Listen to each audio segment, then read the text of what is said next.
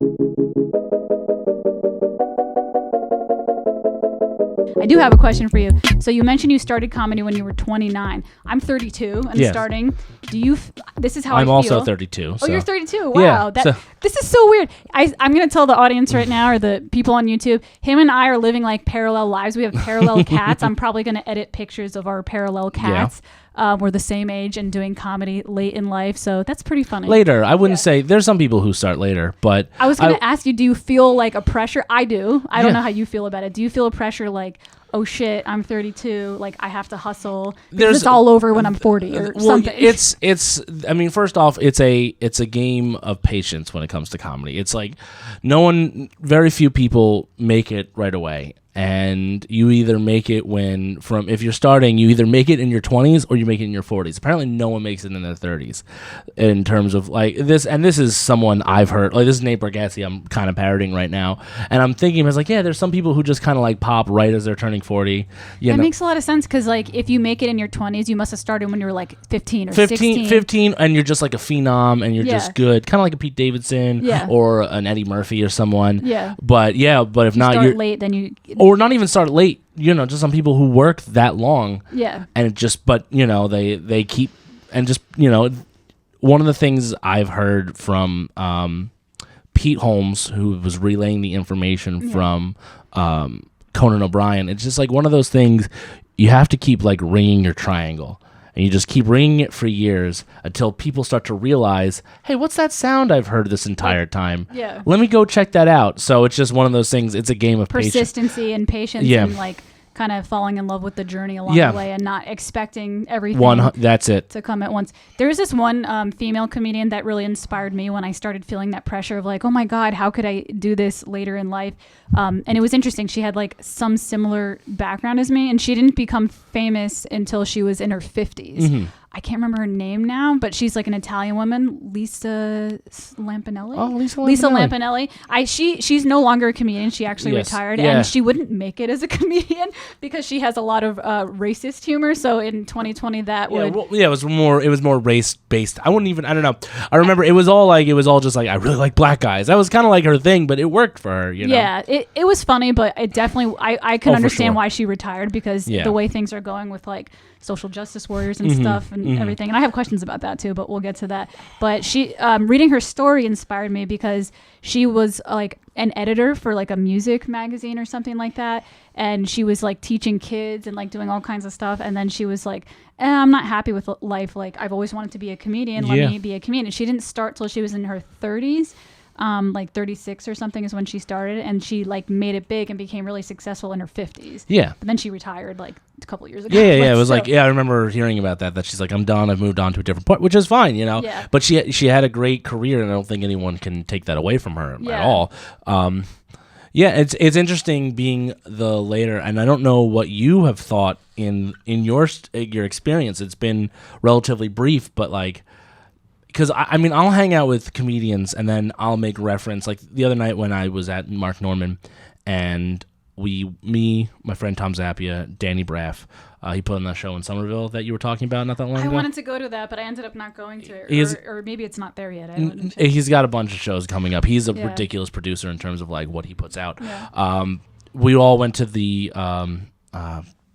restaurant next door, and I can't remember for the life of me, to the Stress Factory and I got like sausage and broccoli rabe, and it's so good, but it does things to my stomach, and I abuse my wife with that, and I go, oh, my wife's not going to be happy about this, and Danny Braff goes, I have to remember you're not doing a bit when you say that, you actually have a wife, because I have these like cherub cheeks that make me seem young, and like people forget that I'm like 32. So it kind of works in your favor. In that sense, but I will say and I'm wondering do you see that there's like a little bit of a difference between like you and like the other comedians that are, because I've noticed it a little bit. We're not so much far apart in some of these comedians, but still you see some and you're like, oh boy, you have the rest of your 20s to get through, bud. Yeah. Yeah, that's interesting. Like I see some young comedians and I see like a nervousness on stage and stuff like that. So I kind of wonder like maybe there are some benefits and perks to starting later because you've already had a life to live that doesn't and you have hurt. Things to talk about. You know what I mean? So there's perks to both sides. Which is true, but I will say up until, and you caught me at like where I'm on the better end of this, I was very like people would be like, I just had this nervous energy about me because I wanted it so bad. And now because I'm like, I know these jokes work because I understand how they work. I understand the mechanisms of why these jokes are working. Yeah. I'm now more like that's one of the benefits that I've had in this pandemic. You asked me like, you know, what does it feel? I did a mic outdoors in Hoboken. I want to go to that so bad. It's a fun one. And the very first one, we were at the amphitheater, the Frank Sinatra amphitheater. It's just like big with a cement. And I was up and I was telling a joke. My first joke I did is this joke about OnlyFans. Not particularly dirty, but it does get a little dirty. I did an OnlyFans joke too. Yeah. And then I was transitioning into this other joke about old roommates I'd lived with. They were just like we were playing Monopoly, and like the guy and the girl I was playing with, they were in like a trading kind of like war at the moment, and like the guy was just stonewalling her, and the girl goes, "Kevin, if you don't make this trade with me, I will suck your dick." Like she got so upset she forgot how to make a threat. And Kevin's like, "We're engaged, Aaron. Like I don't know what you're." But I pulled back on the word dick, and I was just like, "Why?" I just did this OnlyFans joke, so I just was like, I yelled dick, and then like this family there, it was like an older family. It wasn't kids. It was just like an older family, and they turned and they were like, "Oh, what were you talking about?" And I was like, "Oh, did you miss the whole joke? Do you want me to go through the whole thing again?" And it just was like, "Oh, this is the kind of energy I need to have when like rather than being like, It's because the phrase that we use is it's a conversation, and in that moment it was a real conversation, but like, no, this is how you kind of have to have that energy where you're not talking at them, you're talking with them. I read somewhere like a couple things came to my head, so I'm like, ooh, which thought do I follow? Which one do you want to pick? All right, I'm going to start with the first one first. Okay. You said, oh crap, now I forget that one. You said that, the nervous energy and wanting it so bad. One thing I heard Whitney Cummings say that kind of spoke to me was that she said that one of the keys to success in life and to success in comedy or whatever you want to do is don't put all your eggs in one basket and have different things going on so that you don't seem too desperate to do one thing. And I find that that's true, and that helps me because I'm like, well, I'm doing music and comedy, so I don't really know which one is like the thing that I'm gonna get hard into yet, and I really like doing them both, but I haven't really like picked a solid path yet. I would like to pick a solid path, but I'm not there yet as making the choice, but in some way that actually benefits me because I don't feel like I need this, because I'm like, well, if this doesn't work out, I'm still a musician, or if music doesn't work out, I'm still a comedian. So that, and then the other thing I was gonna say, I can't remember that now. What were you just saying before 2 seconds ago? I was saying about being outdoors and talking to a family and having that conversation. I was going to say that I also heard somewhere from a different comedian that sometimes it's not even what you're saying that's funny. It's just the presence you have and how you say it. I mean, I have destroyed good jokes by not having a good performance. 100%, because people like, does he want to say that? Like, is he like, or does he mean it? Yeah. Or like, does if you're not confident, it's not going to work. Yeah. But it is funny as you get better that sometimes when you're like, I'm not giving this my all, and the people are giving you laughs, you're like, really? Like that? I did a set maybe a couple weeks ago, and I didn't get a chance to like memorize it. It was done. Yeah. It just didn't have it. So I was like, I'm just going to read it off my my thing. I was like, oh, this is going to go. I was like, this is going to go bad. Like, you're like, I'm literally just reading, and people were getting laughs. I'm like, you guys are giving this way more than it deserves right now, but I appreciate it. And then I was able to take that set and then bring it to that same group I was telling you about before that does the once a day writing club. Some people have started an online like feedback mic, and I'm not one for the Zoom mics. It just doesn't work for me. I haven't figured out how to crack that yet, but this particular mic is very interesting, where it's just comedians. You each get 5 minutes, and then after that you all get 3 minutes of feedback from all the comedians, and then they tell you like, I like this, maybe you should explore that, maybe you should phrase it this way, and that has helped me fix jokes quicker than I would have gotten to. One thing that has been making me personally nervous where I'm at now is because I'm performing during the pandemic. I haven't performed for any people who aren't comedians. Yes. So I don't know if I'm actually funny because I'm not sure if comedians just understand each other. I mean, sometimes you know what I mean? there's some times that I will say that I was like, that same mic I was just referring to. There was a time where I was telling this joke about where I don't think I have like an addiction gene, and I go, because I passed up sex to go to work. You laugh, the comedians laughed, audience was like, okay. Like I could feel like they go, all right. Yeah. They're like, oh, you don't get why that's funny. I had to explain, it's like, yeah, I went and dressed up as Chuck E. Cheese instead of having a night with a woman. Yeah. And then they laughed. That was for them. Yeah. Like, oh, yes, of course. Yeah. Why would you do that? But I was just like, no, I went to work. I passed up sex to go to work. Yeah. Like, but it just, I could feel that like, okay. Like they weren't angry with me. They're like, all right, that's the next sentence. Where are we going with this? Yeah. So sometimes, yes, comedians will just understand where the joke is going, and then we'll just laugh. Or they know you personally and understand your story. But I'm just like, okay, I bombed. I would say I kind of bombed like the second session I did because it was at that like backyard thing in where was that Elmwood Park. Yeah, and I was like, okay, like no one's really paying attention to this. Well, I will say, you can't bomb an open mic because it's practice. Do you mess up a note on the piano and go, that's it. That's the end of my career? Oh, like if I'm practicing or whatever? No. So that's what open mics are.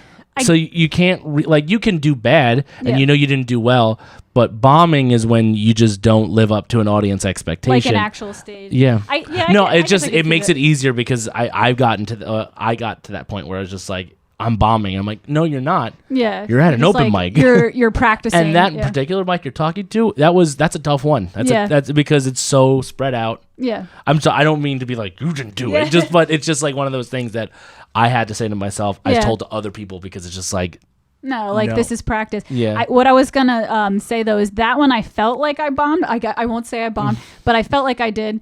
But the other ones I didn't. The other ones I felt like really good, and I was like, "Wow, I actually got." That was at Wawa, right? Yeah, and that's a little bit smaller of a space. Yeah. Comedy really thrives in those smaller spaces. Yeah. Obviously, it's better when there's walls and there's a thing on top, to capture in all that sound.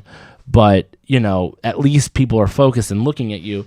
That one is like this big, expansive field, and everyone fans out. Yeah, so like that gave me a lot of confidence. But I'm like, this kind of makes me nervous because I don't want to get too used to the confidence because these are all comedians and they probably just all think alike and or somewhat alike. And I'm just I want to have the experience of performing for people who aren't comedians, so I could really test what I have to do. Yeah, I mean, and there's some spaces that are doing that now. There's some shows going on. I haven't been able to get on because I think I was unproven as I was for so long that I don't think, and there's only so many spots. Yeah. It's harder for me to get in right now. Yeah.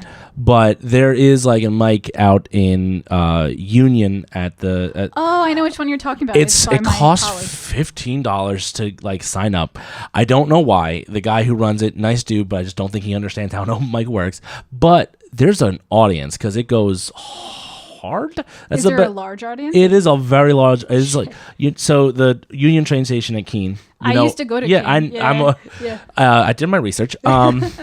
And the Rocking Joe's in there. Yeah. Where there was a mic on every Friday for just straight comedy. But what they've been doing is they've been throwing like mixed mics and they'll bring in like rappers from like Staten Island and people go crazy. Yeah.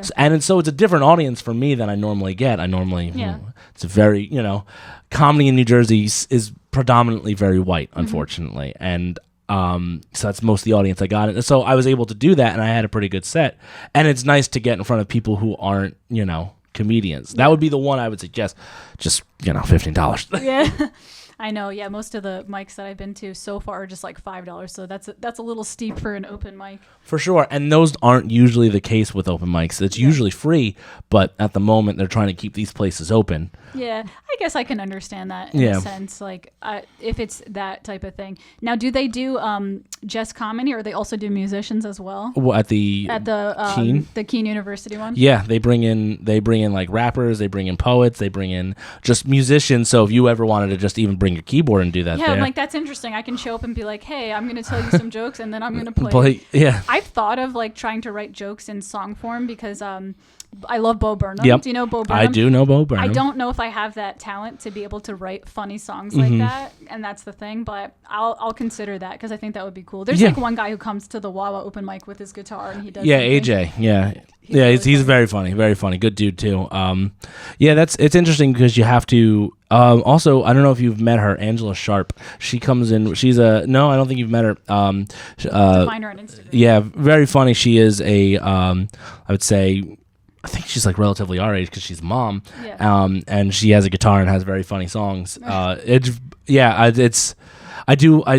hard. Like, I've never written like lyrics, so the idea of not only writing lyrics that follow a meter and might rhyme, also have to have a punchline at the end. I was like, you know what? I'm just gonna stick with comedy right now.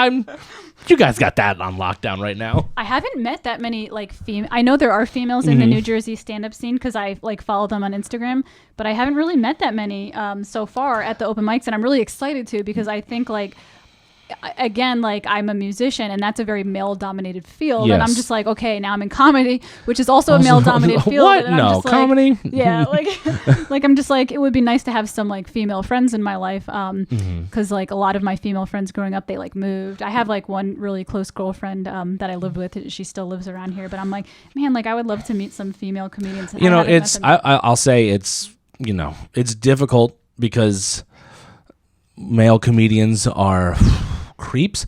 So like I was actually gonna mention this. This is something I thought about, is that I feel glad that like when you compliment my jokes, I know it's from the heart because you have a wife, and I'm like when other when other guys 100%. I'm and like in our conversations, there'd be times I'm like, does that sound right? Because I don't want to come off as a creep. Because there's there really is no ulterior motive. This one guy reached out to me on Instagram and he was like, hey, I saw your open mic, you were hilarious, and he goes, so do you want to go to like the strip club? And I'm just like, okay, well now I don't know, like if someone tells me I'm funny and it's a guy in the industry, I don't know if they actually think I'm funny or if it's because, and I used to have the same problem with music too. Like I would go to these open jams and that's interesting. Yeah.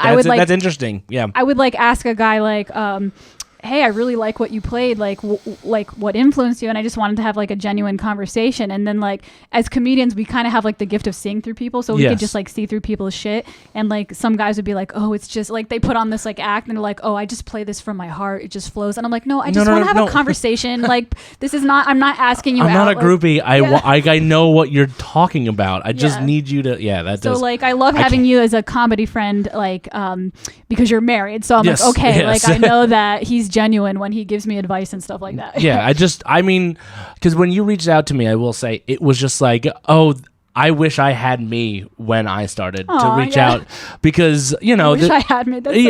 I wish I was there for myself.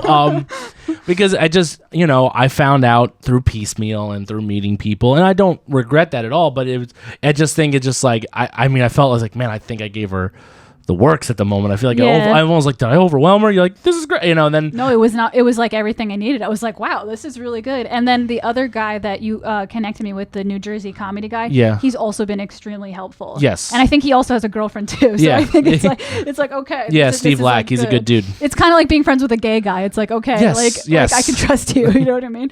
But I have been called flamboyant a lot in my life. You're not flamboyant at all.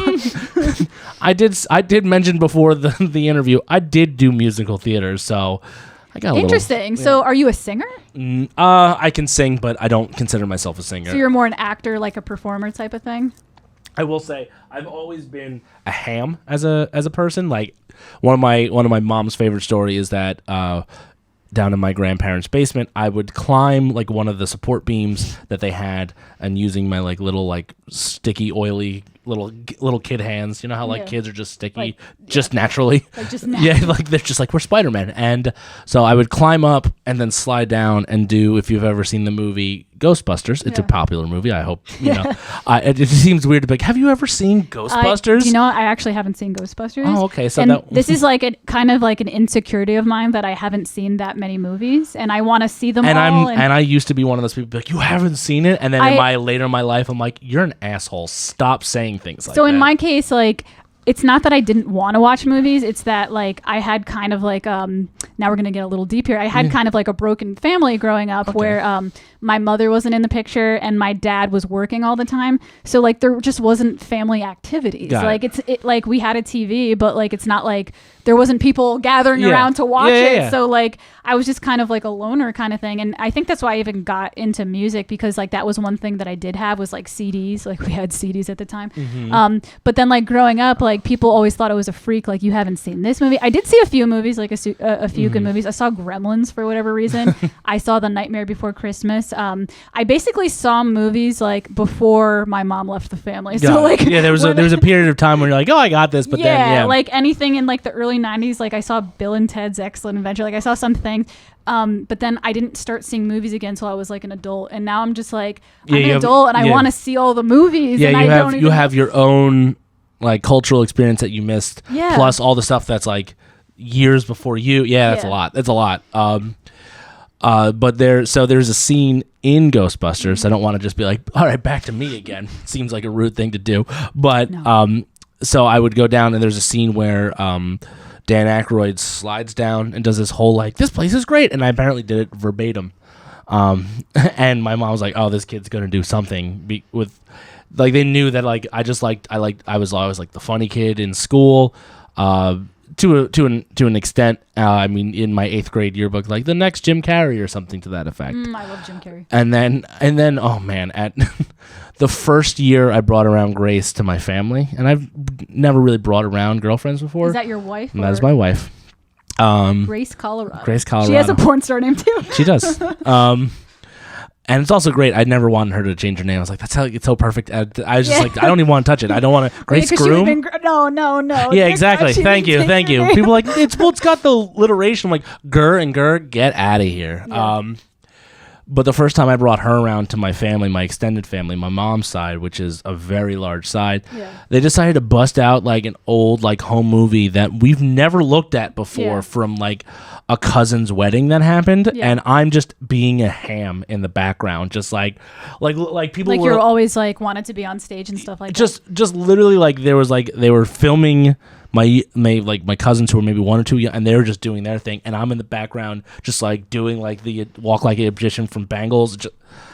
I was always like very shy as a kid, but like secretly funny. And kind of like when you walked in my house and you saw my cats, and I was like, they're actually really friendly, they're just like afraid of people. That's like how I am. Or it's that was like, you describing yourself years ago. Yeah, like I'm like I would only be, and it still happens sometimes. Like I would only be funny for the people that I truly felt comfortable with, and then like once I was in like situations where I didn't feel comfortable, I would just become really shy. But like I always had like a funny side that I just would never show, and I guess that's like, I don't know. I guess you could say another incentive as to why I started doing comedy, because it's like this piece of me that I don't want to hide from the world. Yeah, you know what I mean. Like I want to expose all parts of me. No, that sounds really wrong. I want to expose all OnlyFans. Follow me on OnlyFans. I really enjoy how like creativity and things like that. You can be like, out of context, I sound like the biggest creep in the world.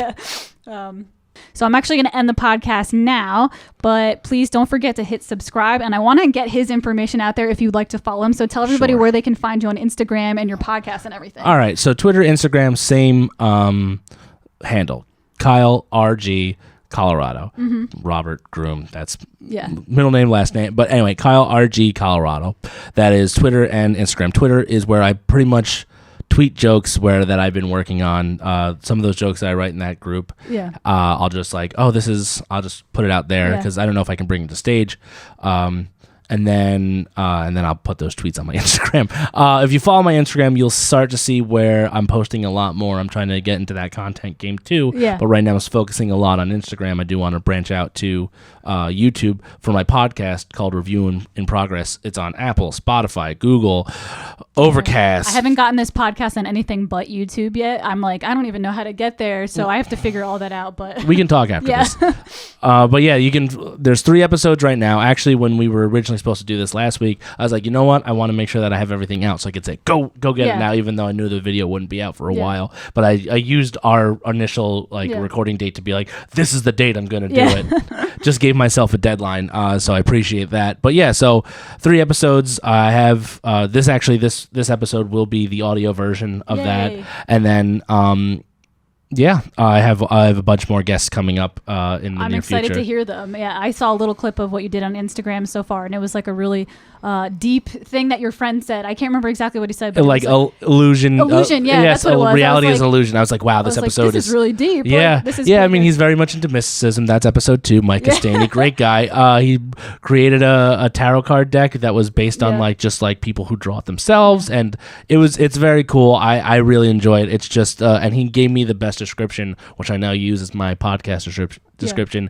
I'm using the podcast to kind of document and review my own creative journeys through open-ended conversations, not unlike this one. So actually, before this podcast ends, because I did want to talk about this and I forgot to, did you hear at all about what's going on with Joe Rogan and Spotify? Yeah.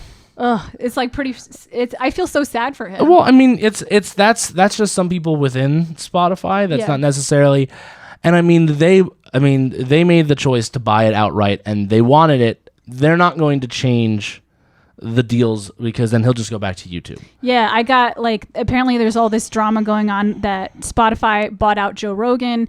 They paid him $100 million or $10 million. Or from what I heard, the deal isn't 100% out there, but people are guessing between 150 to 200 million. So he got paid a fuck ton of money to go to Spotify from YouTube, but he still owns everything. Yeah. It's exclusively hosted. He built up those 10 years of doing it as opposed to selling out early, kind of like a musician who would sell away their master rights way too early and not have their own recording rights. Yeah. He waited till they came with an offer that he's like, yep. So he still has everything. So if anything changes, he could always go back. But I guess the whole thing, if anybody who's watching this doesn't know, is that there's this whole drama going on with it right now because apparently Spotify is censoring, or they're trying to censor some of his episodes on Spotify. And Joe Rogan's brand is that he says whatever he wants, and he doesn't really have a political agenda. He's very in the middle, and he brings on all kinds of guests. He brings on Bernie Sanders. He brings on Ben Shapiro. And I think there's a lot of far leftist ideologies involved with the people at Spotify. So I was when I heard all that, I was genuinely sad because I'm no, they can't censor Joe Rogan. I don't think they're going to censor because that's not the terms of their deal. Because that's not. If Joe Rogan sniffed for a second that was going to be the case, he was going, and he could probably still, I'm assuming, bail out. It's just some people who they don't like the fact that he gives people a platform of ideas that they don't like, and I totally understand that because some of the ideas that these people do push that he puts on, but like Alex Jones. Yeah, Alex Jones. It's just for me.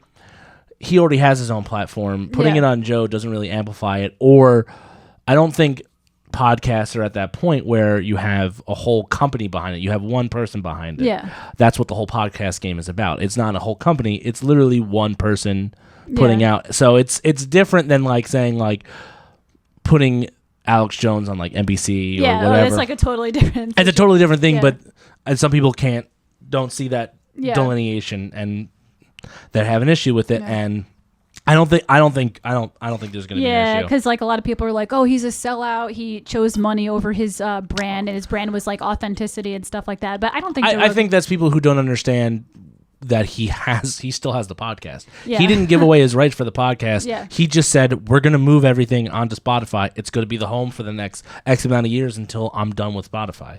Yeah, so I'm hoping everything blows over. I think it'll be fine. I think the very worst is that this deal goes south and he's back on YouTube. That's what I thought too. I was I wonder how that would go if he would have to give part of the money back, or I'm assuming he would walk away from the money because he was making. I don't think he needed the money. He's just this is just something that brings him to the next level. Yeah. And at the very least, it's kind of like anything that happened Shane Gillis last year, where this just brings more attention to him. Yeah. So at the very least, more people are aware of Joe Rogan who might have not been aware. Yeah, that's a good position in life to be in, where it's hey, I'll take this money, but I still have a lot of money. If you don't want it, I can go back to the life that I had, and it would still be fine. He wouldn't. I don't think that would. Yeah. Yeah. But anyway, so I just want to touch that before we end things. But that's the podcast for today. I hope you guys enjoyed. Don't forget to hit subscribe and the like button down below, and leave any comments if you have any questions for the next podcast, or if you have any suggestions, for the podcast name. But yep, that's Kyle Colorado, comedian. Used to be a musician, kind of bass player thing, porn star, etc. Yeah. But not really porn star. But thank you so much, guys. Take care.